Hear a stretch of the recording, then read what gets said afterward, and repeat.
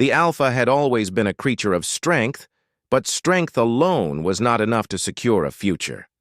He looked at his cubs and saw youth, energy, and promise, but also a dangerous emptiness. They were full of fire but lacked discipline. They had courage. But it was the wild kind of courage that burns out quickly when faced with a storm. The Alpha knew this truth well. He had fought many battles, and he had survived not because of power, but because of the wisdom that came with hardship. He had scars on his body, scars that told stories of both victory and failure. Those scars whispered to him that his cubs needed something more than what he could give them. He carried the weight of responsibility for his young ones. They were his legacy, his pride, and his future. Every parent believes they can prepare their children for the challenges of life, but sometimes love alone is not enough. The Alpha knew this. He could teach them how to fight with their claws, how to defend their home, and how to roar in defiance. But could he teach them patience? Could he show them how to think 3 steps ahead, how to work together, and how to carry not only their own lives but the lives of others? That was why he turned his eyes toward the humans. Humans were different. They were fragile compared to him, weaker in body, slower in strength, and yet they always endured. Time and again, he had seen them face challenges much larger than themselves, and somehow they always found a way. They had no claws, no fangs, no natural armor, but they had something else.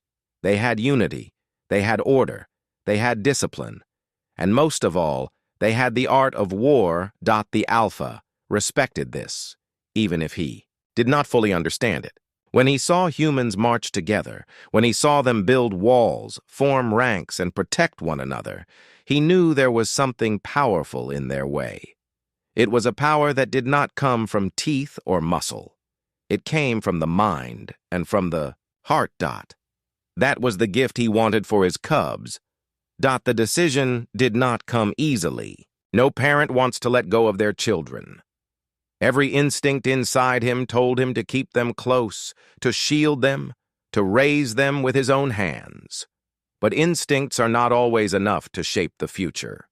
He had to make a choice that hurt in the present, but could save the future. That was the weight he carried as he prepared for the departure. The morning was quiet when he gathered his cubs. The sky was pale with the first light of dawn, and the earth was damp with dew. The cubs followed him without question, playful, full of energy, unaware of the decision that had already been made for them. They thought it was another journey, another adventure.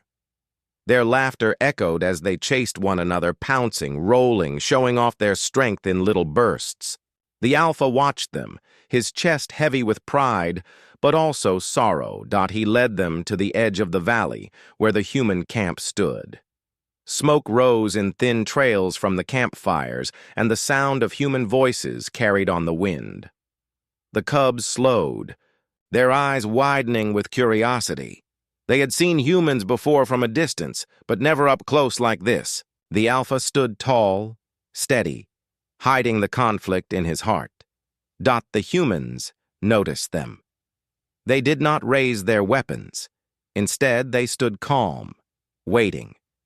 They had already been told of the Alpha's decision, and though they were surprised at his trust, they accepted the responsibility. They knew what it meant to take in the young of another kind. It was not a small thing. It was an act of faith. The cubs pressed close to their father.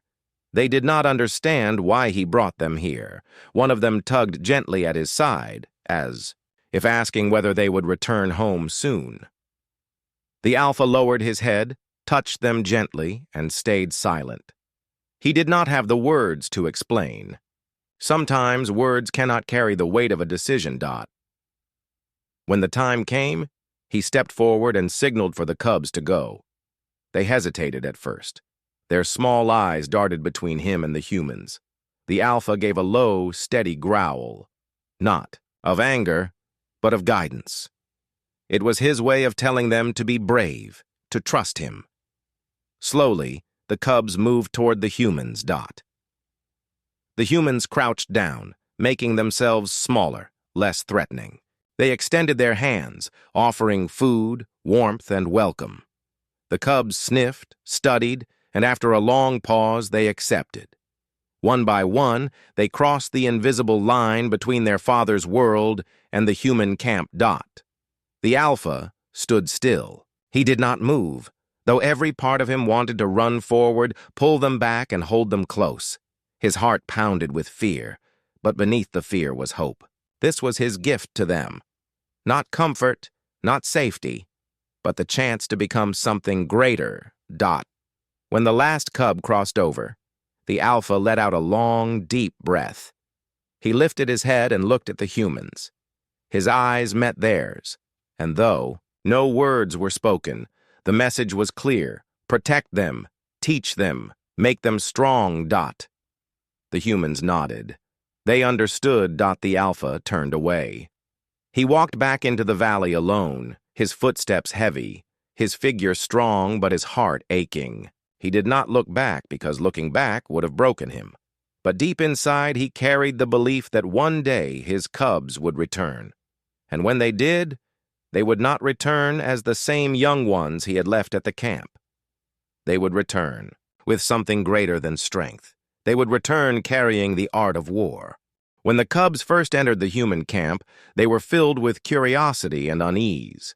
Everything around them felt different. The air carried a strange mix of smoke, cooked food, and sweat.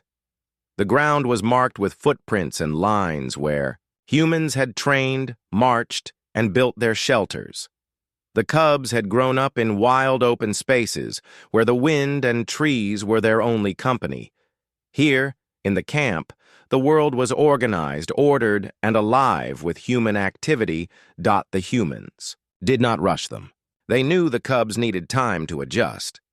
At first, the young ones clung to each other, staying close and watching everything with wide eyes.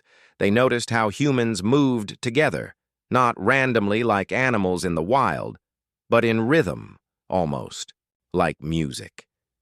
Steps matched steps, voices called out commands, and every action seemed connected to the next. It was something the cubs had never seen before. In those early days, the cubs tested the humans. They darted around the camp, poking their noses into supplies, grabbing food, and sometimes causing trouble. The humans never struck them or pushed them away. Instead, they redirected them with patience, offering guidance through gestures and tone. Slowly, the cubs began to understand that these humans were not just caretakers. They were teachers. Life in the camp followed a strict routine. Every morning began before the sun had fully risen. The humans would wake with discipline, roll up their bedding, clean their space, and prepare for the day. The cubs at first resisted this order. They wanted to play, to sleep longer, to eat whenever they pleased. But soon they saw that in the human way, discipline created strength. The first real lesson came during training. The humans gathered in open fields, lined up in rows, and moved as one body. Their steps hit the earth together, their voices rose, in chants, and their arms lifted weapons in perfect unison. The cubs watched in silence. They could fight with raw power, but here they saw something more powerful than teeth or claws. They saw order. They saw how a group of individuals could become a single force. Curiosity pulled the cubs closer. One of the humans beckoned them forward, placing wooden sticks in their hands, showing them how to hold them like spears. At first, the cubs clumsily swung them around, laughing at one another. But the humans corrected them, demonstrating the right way. Day after day, the cubs practiced, and slowly their movements grew sharper, cleaner, and more precise. The cubs also learned the value of endurance. The humans would run long distances under the heat of the sun, carrying heavy packs. At first, the cubs grew tired quickly, panting and slowing down. But the humans never left them behind. They encouraged them, pushing them to keep going, to find strength even when their bodies begged to stop. The cubs discovered something new inside themselves. The ability to go beyond limits. Food was another lesson. In the wild, they had eaten whenever they found something. Here, meals were shared at set times, everyone sitting together. The cubs noticed how the humans did not fight over food, did not snatch or hoard. They passed bowls, shared portions, and made sure everyone had enough. The cubs learned that true strength was not only in taking but also in giving. Nights in the camp were filled with stories. Around the fire, humans would tell tales of their battles, their journeys, and their heroes. The cubs listened with wide eyes, fascinated by the courage and sacrifice in those stories. They began to realize that war was not only about fighting, it was about protecting, about carrying responsibility for those who could not fight. For the first time, the cubs understood that being a warrior meant more than winning. It meant standing for something greater. There were moments of struggle, too. The cubs sometimes resisted the rules. They would get into fights with each other, ignoring commands. But instead of punishing them harshly, the humans showed them how to channel their energy. They taught them wrestling drills, sparring matches, and teamwork exercises. The cubs soon realized that fighting for dominance was less powerful than fighting side by side. Weeks turned into months, and the cubs began to change. Their bodies grew stronger, but more importantly, their minds began to sharpen. They no longer rushed blindly into challenges. They paused, observed, and planned. When training exercises were given, they started to work together, signaling to one another, covering each other, and protecting one another's weaknesses. One day, the humans organized a mock battle. 2 groups were formed, with wooden weapons and shields. The cubs were placed in one group alongside human trainees. At first, they thought it was just play. But soon, the battle grew intense. The opposing side charged fiercely, and the cubs felt the rush of fear and excitement. They were about to break formation, to run in wild attack, when one human shouted a command. The group held steady, shields locked together. The cubs hesitated, then followed. When the other side struck, the formation held strong, for the first time. The cubs felt the strength of unity. From that day, something shifted inside them. They no longer saw humans as simply caretakers or teachers. They saw them as brothers in arms. The seasons changed, and the cubs grew taller, stronger, and more disciplined. Their laughter was still there, but it was mixed now with a sense of purpose.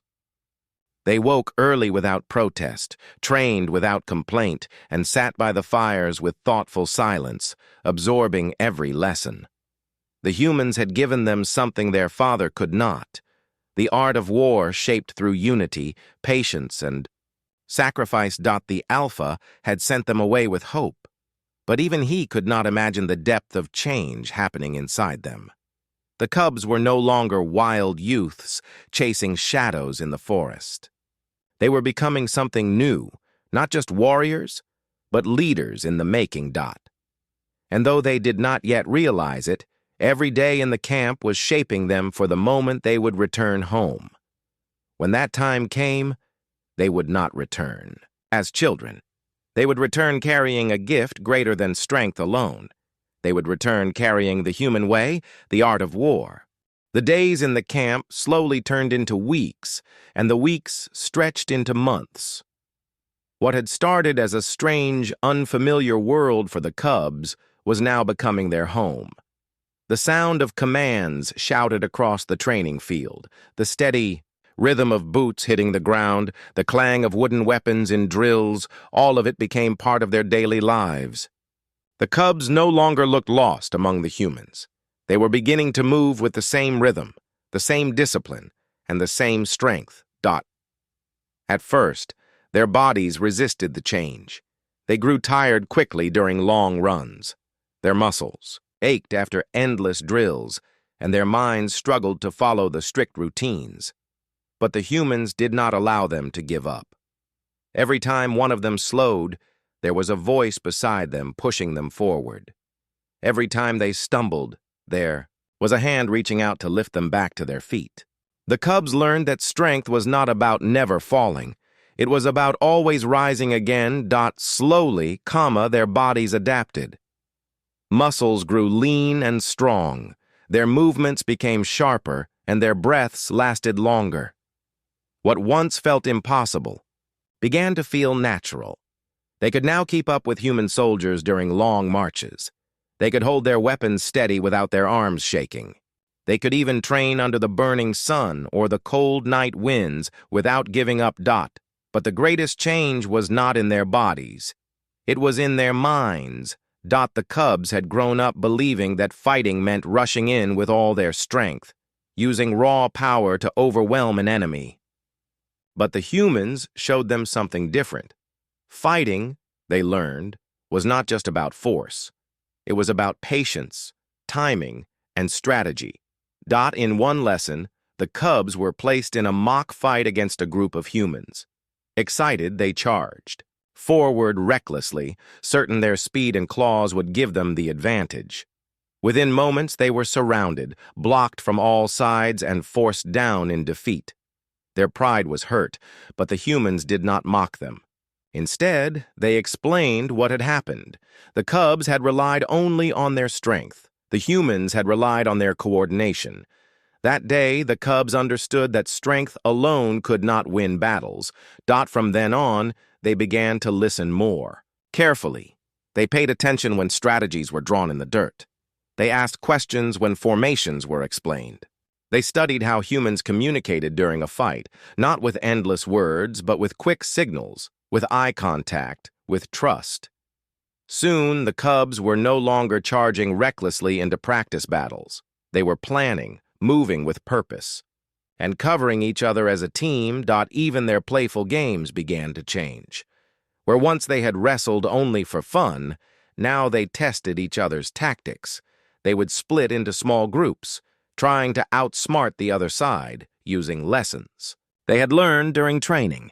Their laughter still filled the camp, but behind that laughter was growth. The campfires at night became another classroom.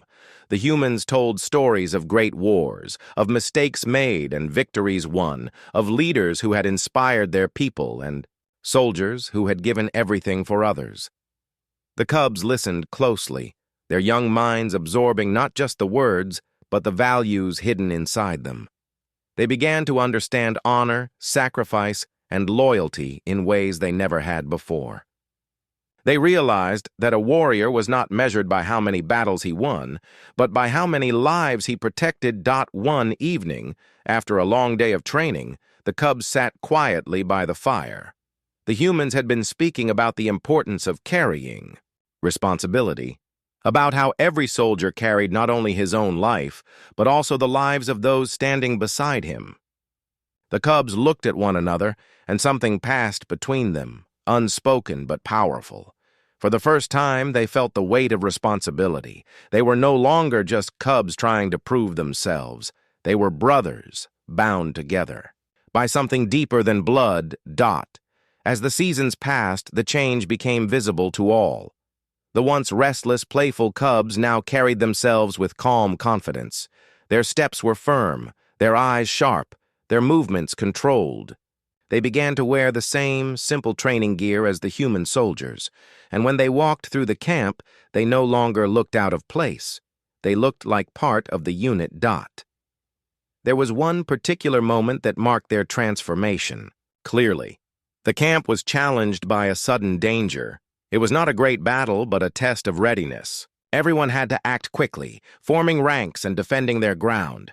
Without hesitation, the cubs took their places among the humans. They moved into formation, shields raised, standing shoulder to shoulder with those who had trained them. And when the danger passed, the humans looked at them with respect. They were no longer seen as children who needed protection. They were seen as fellow warriors. From that day, the way the cubs were treated changed. They were given more responsibility in drills, trusted with leading smaller groups, and encouraged to make decisions during practice battles. At first, they stumbled. Leadership was not easy. It was hard to give orders to others, harder still, to know if those orders were the right ones. But with each mistake, they learned. With each success, they grew stronger. The cubs began to notice something else within themselves. They no longer thought only of their own strength or their own victories. They thought of the group, of how their actions could help or harm those beside them. They began to act not as individuals, but as parts of a whole. That was the true transformation. Not claws sharpened or muscles grown, but hearts and minds reshaped. The Alpha could not see them during these days, but if he had, he would not have recognized them as the same cubs he had left behind. They were no longer restless children running wild. They were disciplined, thoughtful, and united. They carried themselves like warriors, and when they looked into each other's eyes, they saw not just family, but comrades dash in dash arms. The humans had given them food, training, and shelter. But what they had truly given them was something greater. They had given them purpose. They had given them the art of war. The cubs did not know what awaited them beyond the camp. They did not know what challenges the future would bring, but deep inside, they felt ready. They knew they were no longer the same. They had been transformed. The seasons had turned many times since the Alpha had last seen his cubs. He had counted every sunrise and every sunset, always wondering what had become of them. The valley felt emptier without their playful voices, their laughter echoing through the trees. Yet, he never allowed himself to regret his decision. Deep inside, he held on to the hope that when they returned, they would bring back something greater than he could ever teach them. And then, one morning, the news spread through the valley. They were coming back. The Alpha climbed to the highest ridge, his heart beating with a mix of pride and fear. He did not know what to expect. Were they still the small cubs he had left at the camp? Or had they truly become something more? The wind carried the sound of footsteps, steady and rhythmic. It was not the wild, scattered sound of playful young ones. It was the sound of order, of discipline, of warriors returning from training. At first, he saw their shapes in the distance. They walked in formation, side by side, their steps matching as if they were one body. Their shoulders were straight, their heads held high. In their hands, they carried banners, not toys or trinkets, but symbols of honor. The Alpha's eyes widened. His cubs had grown taller, stronger, and sharper. They no longer looked like children. They looked like warriors. The valley grew quiet, as others gathered to watch. The cubs marched with the confidence of those who had seen hardship and overcome it. Their eyes no longer darted with uncertainty. They held the calm focus of soldiers who understood their place in the world. Every step they took carried a message. They had been shaped by a different fire, forged by human hands, and they had returned with the gift of the art of war. When they finally reached him, the Alpha's heart swelled with emotions he could not hide. He looked at each of them carefully. He remembered the day he had left them at the camp. Small, restless, and unsure. Now he saw leaders. He saw strength tempered with wisdom. He saw discipline in their stance and purpose in their eyes. They had changed in ways he had not imagined. The cubs knelt before him, lowering their banners, offering respect. But the Alpha shook his head. He stepped forward, touching each one gently, lifting them back to their feet. They did not need to kneel. They had already proven who they were. They had returned not as children, but as warriors ready to stand beside him. The people of the valley gathered around, whispering in awe. They had expected to see young ones return with a bit more muscle, a bit more maturity. But this was different. What stood before them was something extraordinary. The cubs carried themselves with the same energy and discipline they had learned from humans. They moved together like a single unit, and when they raised their banners high, the valley shook with pride. The Alpha asked nothing at first. He only watched as his cubs demonstrated what they had learned. They showed the formations they had practiced, the drills they had mastered, and the strategies they had absorbed. They did not roar recklessly anymore. Their roars were timed, controlled, and filled with unity. Their movements were not wild attacks, but carefully planned strikes. The people saw it, and they understood. These cubs were no longer just the alphas, children. They were the hope of the valley. The alpha finally spoke, his voice deep and steady. He asked them what they had learned from the humans. The cubs answered not with long speeches, but with simple words that carried great weight. They spoke of discipline, of patience, of unity, and of sacrifice. They told their father that strength alone could not win battles, but strength combined with wisdom could shape destiny. The alpha listened, his heart heavy with pride. This was exactly why he had made the difficult choice years ago. He had trusted the humans to give his cubs something he could not, and they had not failed him. The cubs had returned not only with new skills, but with a new way of thinking. They had learned the art of war. That evening, the valley lit with fires as the people celebrated the return of the cubs. Music and chants filled the air, but through it all, the alpha kept his eyes on his children. He watched how they moved among the people, no longer playful and careless, but respectful and calm. They carried themselves like leaders who knew their role was to guide and protect, not just to fight. As the night grew quiet, the alpha sat with them by the fire. He asked if they were ready for what came next.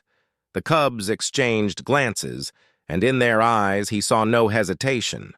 They were ready, not because they believed themselves unbeatable, but because they carried the lessons of humanity within them.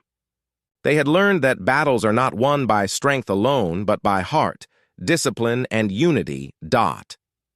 In the days that followed, the cubs began to train their own people. They shared the drills they had learned, teaching formations and strategies. They showed the valley that war was not just chaos, but an art, one that could be studied, practiced, and mastered. The people followed eagerly, inspired by the transformation. They saw the alpha often stood at a distance, watching. He remembered the pain of letting them go, the long days of waiting, the quiet fear that maybe he had made a mistake. But now, every doubt was gone. His decision had been the hardest of his life, but it had been the right one. His cubs had returned carrying the gift he had hoped for, the art of war. And as he looked at them, standing tall under the banners of discipline and unity, he knew that the future of his people was secure. The cubs had left as children, but they had returned as warriors. They had been given to humans, and now they had come back carrying the standards of war. The alpha lifted his head, his chest swelling with pride. The valley roared with the sound of celebration, but in his heart he felt a quiet peace.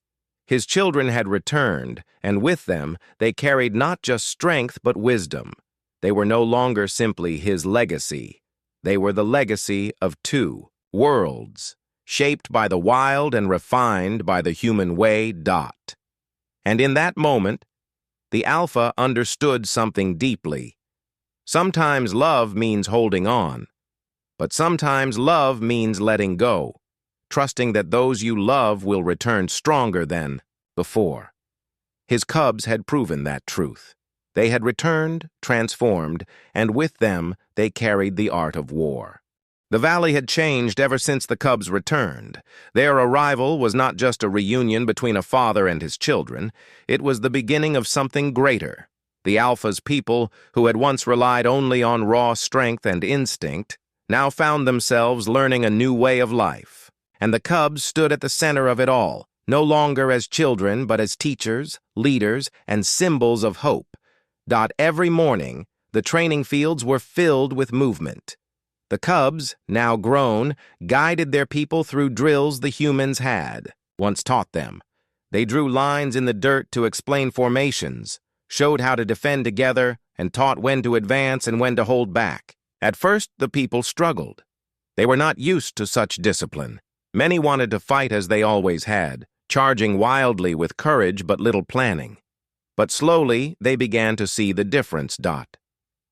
When they followed the new way, their movements became sharper, their defense stronger, and their victories more certain. The cubs reminded them again and again that courage without wisdom was dangerous, but courage with discipline could shape destiny. The alpha often stood on the ridge watching. He saw his children speaking with authority, yet with humility. They did not demand respect. They earned it. The people listened to them because they saw the truth in their words and the proof in their actions. The alpha's heart filled with pride. His decision, once so painful, had been worth every moment of doubt. But the legacy of the cubs was not only about battle, it was also about values. They had learned from the humans that strength was meaningless without unity, and they carried that lesson into everything they did. Around the fires at night, they spoke not of dominance or power, but of brotherhood, sacrifice, and responsibility. They told their people that a true leader was not one who stood above others, but one who stood with them. This message began to spread. Slowly, the valley changed. Old rivalries softened, and trust grew stronger. Families who had once argued over territory now trained side by side.